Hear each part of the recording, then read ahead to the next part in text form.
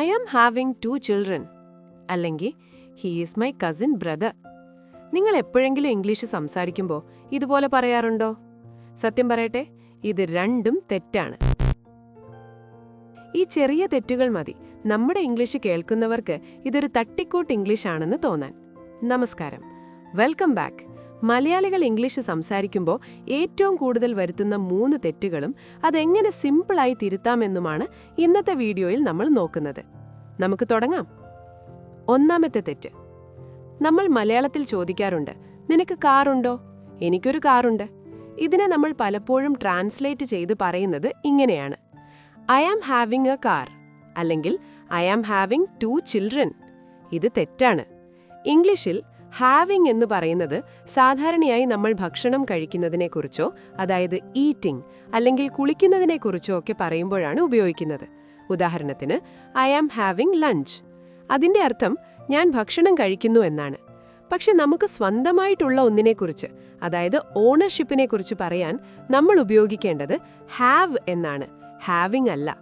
അതുകൊണ്ട് ഇനി ഇങ്ങനെ പറയുക: ഐ ഹാവ് എ കാർ അല്ലെങ്കിൽ ഐ ഹാവ് 2 ചിൽഡ്രൻ. ഇപ്പൊ മനസ്സിലായല്ലോ? ഇനി ഹാവിംഗ് വേണ്ട, ഹാവ് മതി. രണ്ടാമത്തെ തെറ്റ്. ഇത് നമ്മളിൽ 90% പേരും വരുത്തുന്നതാണ്.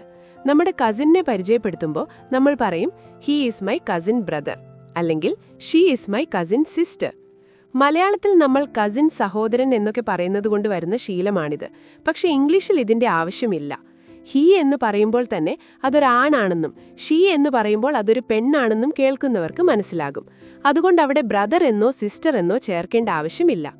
ഇതാണ് ശരിയായ രീതി. He is my cousin, she is my cousin. Simple അല്ലേ? ഇനി കസിൻ ബ്രദറും സിസ്റ്ററും വേണ്ട, വെറും കസിൻ മതി. ഇനി മൂന്നാമത്തെ തെറ്റ്.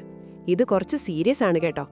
നമ്മൾ പഠിത്തം കഴിഞ്ഞിറങ്ങിയ കാര്യം പറയാൻ പലരും ഉപയോഗിക്കുന്നത് ഇങ്ങനെയാണ്: I passed out from college in 2020. Friends, ഇംഗ്ലീഷിൽ പാസ് ഔട്ട് എന്ന് പറഞ്ഞാൽ അതിന്റെ അർത്ഥം ബോധം കെട്ട് വീഴുക അല്ലെങ്കിൽ മദ്യപിച്ച് ബോധം പോവുക എന്നൊക്കെയാണ്. നിങ്ങൾ കോളേജിൽ നിന്ന് ബോധം കെട്ട് വീഴുകയായിരുന്നോ? അല്ലല്ലോ. പഠനം പൂർത്തിയാക്കി എന്ന് പറയാൻ നമ്മൾ ഉപയോഗിക്കേണ്ട വാക്ക് ഗ്രാജുവേറ്റഡ് എന്നാണ്. അതുകൊണ്ട് ഇങ്ങനെ പറയൂ: ഐ ഗ്രാജുവേറ്റഡ് ഫ്രം കോളേജ്. ഇത് കേൾക്കുമ്പോൾ തന്നെ നല്ലൊരു പ്രൊഫഷണൽ ഫീൽ വരുന്നില്ലേ? I graduated from college. അപ്പോൾ ഇന്ന് നമ്മൾ ഇത്രേ പഠിക്കുന്നുള്ളൂ. ഒരു ചെറിയ വീഡിയോ ആണ് കേട്ടോ. നിങ്ങൾക്കിത് ഉപകാരപ്പെട്ടോ? താഴെ കമന്റ് ചെയ്യണേ. ഇതുപോലെ നമ്മൾ നിത്യജീവിതത്തിൽ വരുത്തുന്ന തെറ്റുകൾ തിരുത്തി നല്ല കിടിലൻ ഇംഗ്ലീഷ് സംസാരിക്കാൻ ആഗ്രഹമുണ്ടെങ്കിൽ ഈ ചാനൽ ഇപ്പോൾ തന്നെ സബ്സ്ക്രൈബ് ചെയ്യുക. Thanks for watching. See you in the next video.